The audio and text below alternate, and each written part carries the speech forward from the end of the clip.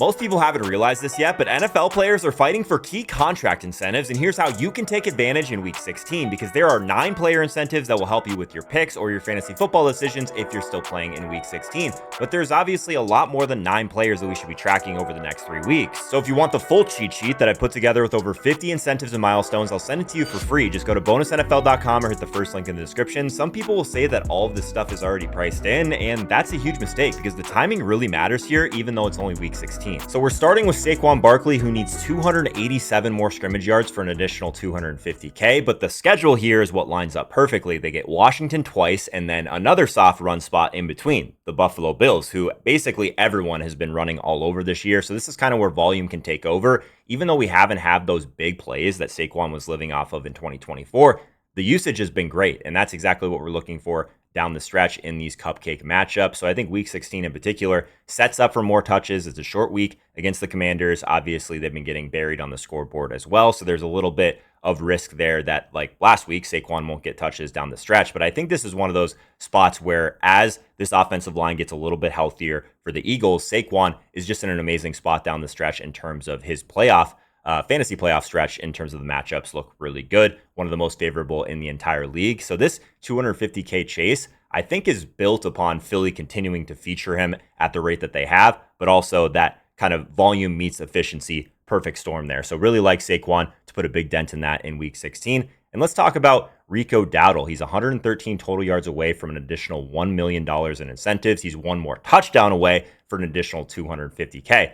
The Bucs this week in Week 16, definitely tough between the tackles, but they have allowed the most receiving yards in the league to the position. So in kind of like a must-win NFC South game, I think Dowdle's usage lines up perfectly here, and that's kind of how incentives get hit. So I think that there's a decent spot here that he can do some damage through the air and put a big dent in this number. Like I said, 3 more weeks to get this done, but we're actively looking for the matchups where they can put the biggest dents in, because that's how you can make the best picks in specific weeks and kind of use these to your advantage. Some people will tell you that these are priced in. I definitely don't think they are, especially because the timing is what really matters, like we talked about before. So we've had plenty of floor games from a usage perspective for Dowdle, but he has been breaking some of those big plays, so I'm still comfortable with that one.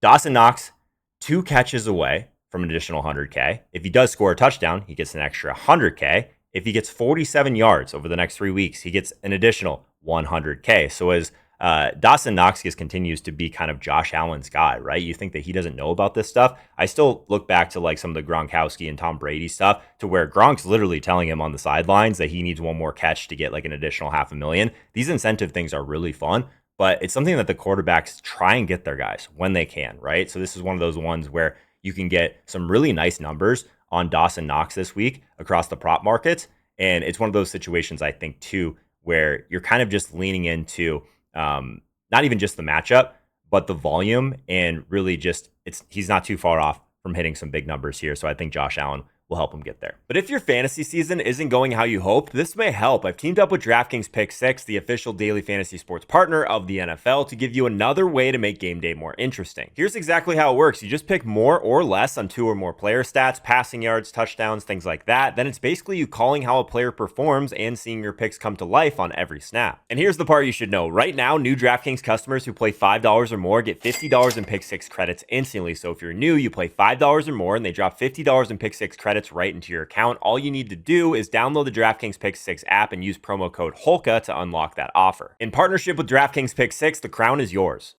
Stefon Diggs. This one's fun because I think he could hit this one this week. He needs 3 more receptions to get an additional $500,000. So that's basically kind of been Diggs' weekly floor. He's hit that in 13 of 14 games this year. New England's defense starting to crack a little bit, and Baltimore should provide plenty of passing opportunities in Week 16. So this one feels automatic to me, and I expect a big Sunday night from Stefon Diggs. Obviously, kind of the bad Week 15 isn't great. He went 3 for 4. But that's still basically the exact incentive number. So you can kind of take some of those alts, or I think there's a chance that he could hit this in this week and kind of get that behind him.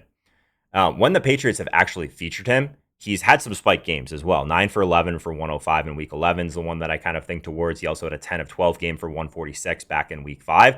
So I think when he is being featured, he's still able to get open. He's still able to earn targets.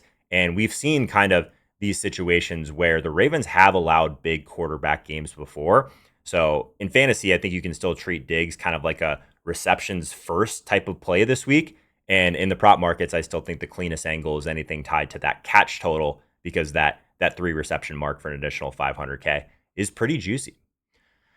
Speaking of juicy, Kareem Hunt, 91 scrimmage yards away from an additional 25K. Obviously not a crazy number or anything like that, but I think that this is the exact matchup where you're going to get a decent amount of volume. Obviously, with Patrick Mahomes down for the year with that ACL, I think there's a chance that this one ends up being done pretty early as they lean into the run a little bit, and the Titans have been giving up production to everyone. So this one feels pretty safe. And I think this is one of those ones where you're kind of just looking at the matchup profile, but also like what the workload can get you. And this is one of those ones where 91 scrimmage yards feels like a kind of like a live outcome here, not just a prayer this week. Speaking of prayers, Justin Jefferson, hear me out. Honestly, if there was one player this year that I've lost more money on, it's certainly been Justin Jefferson, just because it hasn't looked good, obviously, with JJ McCarthy. Even as he's improved a little bit and started to put up some numbers, Jefferson's numbers really haven't followed. So the incentive here that we're watching, 168 receiving yards to get to 1,000 on the season. Obviously, that's really important to players like this, but he's 112 more receiving yards away from setting the record for the most in a 6-year stretch from any wide receiver at the beginning of their career. So it's been kind of like a bumpy ride for JJ. Obviously, only 22 yards on Sunday night, but the Vikings are, I think, going to make sure that he hits his key milestones here. And I think one of those situations that we should be paying attention to, like, we're looking at the incentives, but we're also looking at the matchups for week 16, right? So the Giants, and then next week we get the Lions, 2 of the worst pass defenses in football. I think we could have some shootouts in those games, and JJ is bound to continue to get the targets, obviously, but I think the efficiency's got to catch up a little bit. He's too good, even if they're, I guess the chemistry hasn't necessarily been there for JJ, for both JJs, essentially. So I'm not necessarily super worried about the dud. I think we're kind of looking forward here, and I still think that he's going to get the target share to make this this a live number, and I think that they're incentivized in kind of a lost season to get him there. Trey McBride. So we're not just talking about money incentives here, right? We're talking about milestones. So Trey McBride, 11 more receptions. He will set the single season record for catches by a tight end. So the chaos that we're getting from this Cardinals offense doesn't really matter, or at least hasn't really mattered for Trey McBride. He's 11 catches away from this record. Like I said, he averages 10 targets a game, just came off a 12 catch explosion last week, even in a blowout loss. So he's still getting fed in garbage time. And I think, again, Atlanta's solid tight end coverage, pretty irrelevant. I think volume always wins here. And this is one of those ones that the matchup kind of screams that it could be a trap, but we just haven't really seen a situation where Jacoby Brissett isn't going to drop back and pass a ton. And the first read is going to continue to be Trey McBride. Keenan Allen. This is kind of a fun one, honestly, and I think this is like a fun one for week 16 in particular. He can unlock 500K with 3 catches and 70 receiving yards. I think both are kind of well within reach this week, 250K for each of them. He also has one that's still looming. 2 more touchdowns earns an additional 250K. So 5 catches last week. Dallas also allows the 3rd most receiving yards to wide receivers. So the matchup is really strong, and I think that we're always kind of trying to figure out who's going to spike against Dallas, what wide receiver it is. I think the matchup sets up really well for Keenan Allen in this spot, and the incentives are definitely there. He's going to have to start chipping away, but a couple of these are within reach this week, so that's why I put him on this week's list. Deebo Samuel. 5 more receptions earns him an additional 200K. 2 more touchdowns, he gets an additional 250K. So these ones are kind of fun with the touchdowns as well, right? 3 more weeks to get there. If he does get one this week, it's honestly like kind of do or die for him at this point to get at least one. So I think he's going to be pushing hard around the goal line, and I think they're going to be creative to get him involved with no Jaden Daniels. And I think I guess we're trying to find narratives here that make some sense.